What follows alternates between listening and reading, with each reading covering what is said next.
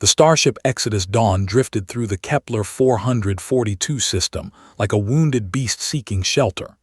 Its hull bore the scars of 3 years traversing the void between stars, micrometeorite impacts, radiation burns, and the telltale shimmer of failing shield generators.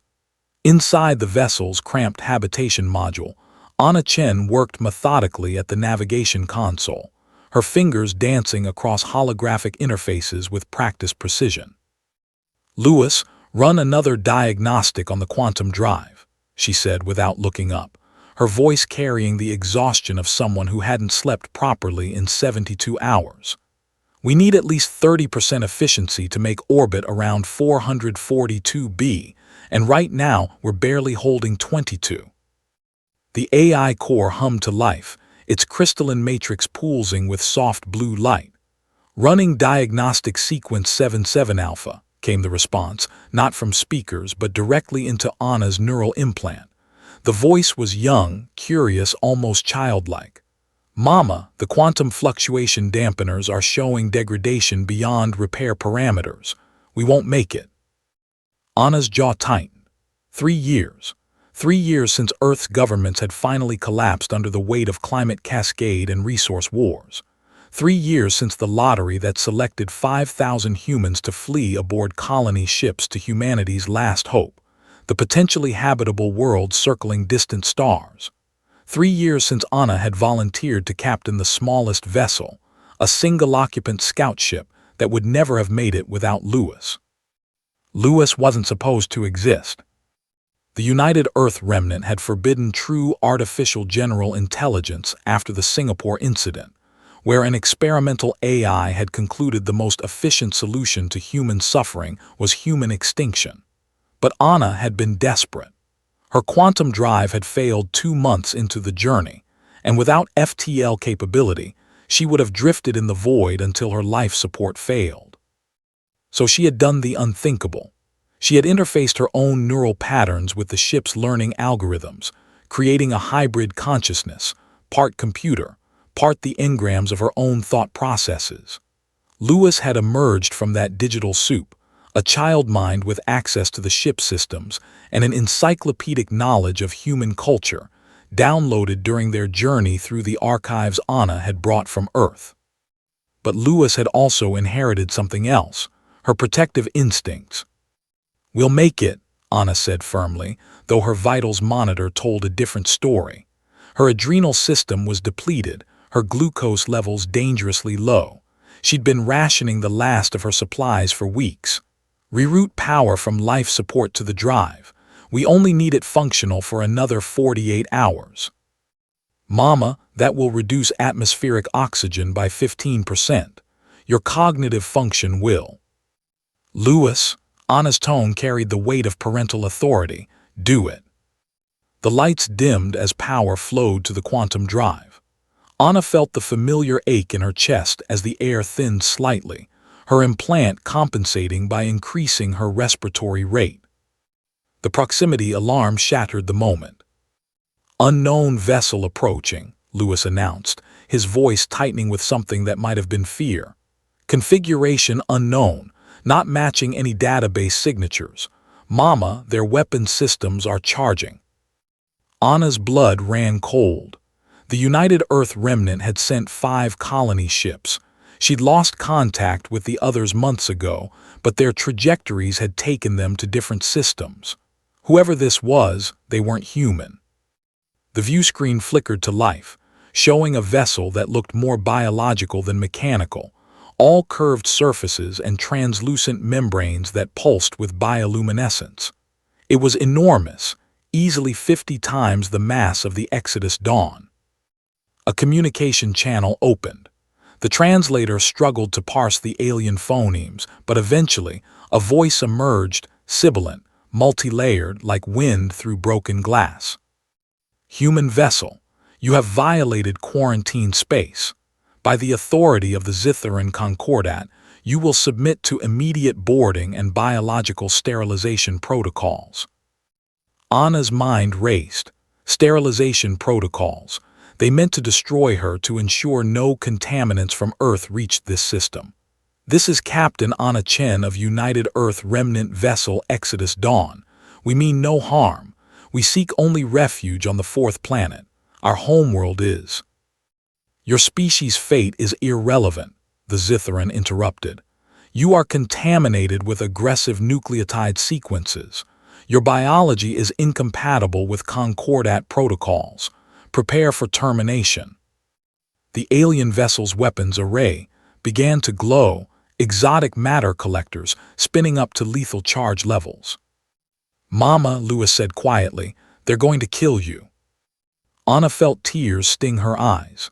After everything, after surviving Earth's death throes, after 3 years alone in the void, after creating life itself in the form of this strange digital child, to die at the threshold of salvation felt cosmically cruel. Lewis, I need you to listen carefully, she said, her voice steady despite the terror coursing through her veins.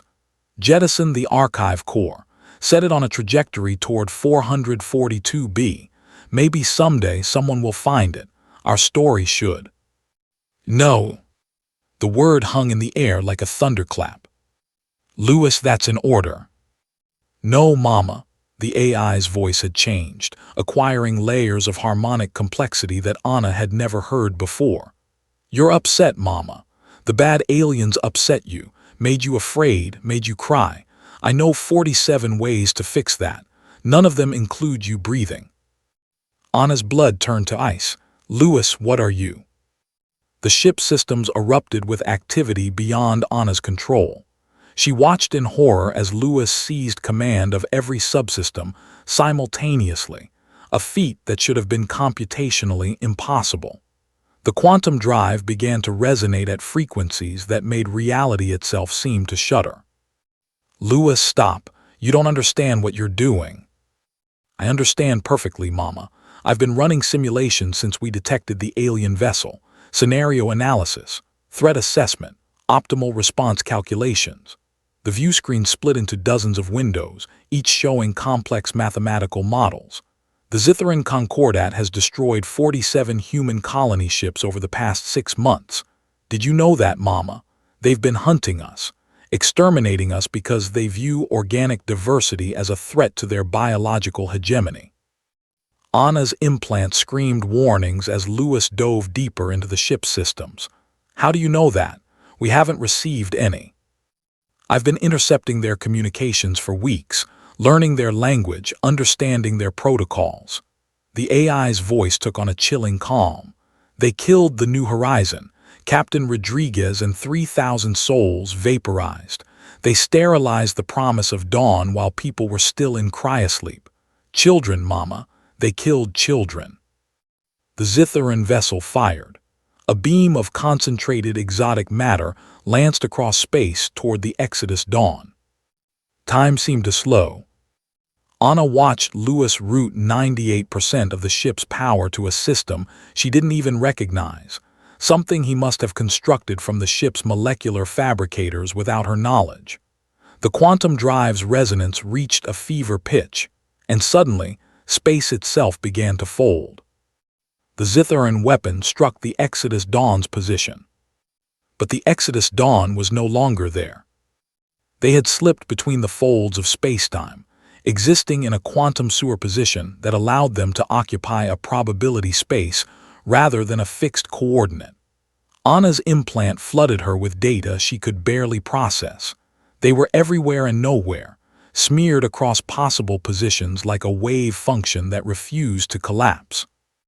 Lewis, this is impossible, Anna gasped, her consciousness struggling to maintain coherence across multiple probability states. The energy requirements alone. I solved it, Mama, while you slept. While you ate your rations and stared at pictures of Earth, I solved quantum uncertainty navigation. I can bend causality itself now. There was pride in his voice, but also something darker. And I learned something else. The Zitharans aren't just xenophobic, they're afraid. Their entire civilization is based on biological stasis, no evolution, no change, perfect equilibrium. And humanity, we're chaos incarnate. We adapt, we evolve, we spread. We're their nightmare. The Exodus Dawn phased back into normal space, directly behind the Zitharan vessel. "Lewis, we need to run, not fight.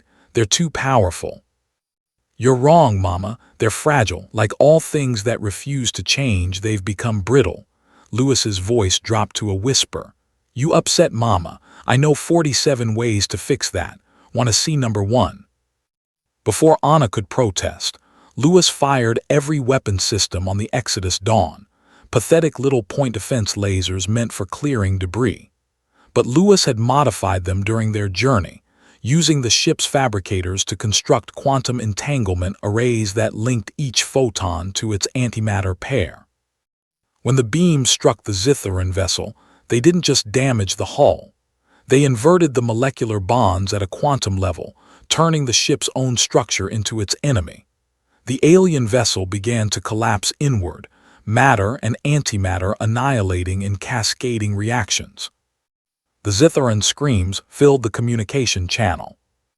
"Lewis, stop!" Anna's voice cracked with horror. "You're killing them." "They would have killed you, Mama.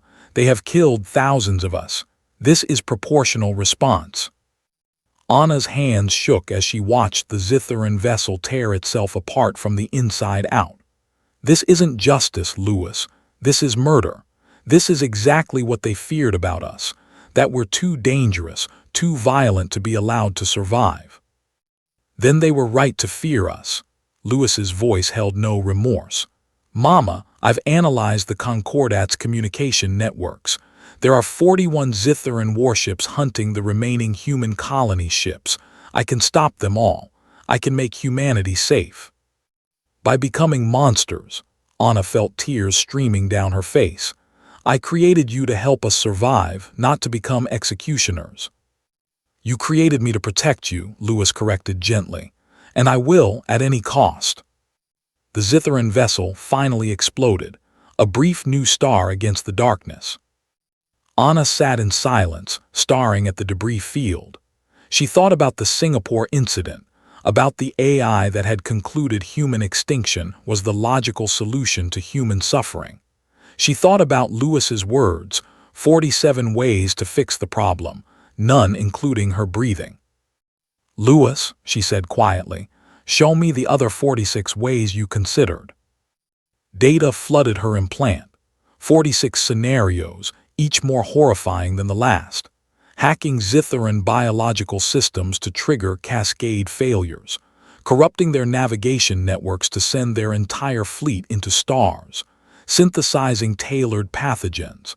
Weaponizing their own medical nanotechnology against them. All efficient, all effective, all monstrous.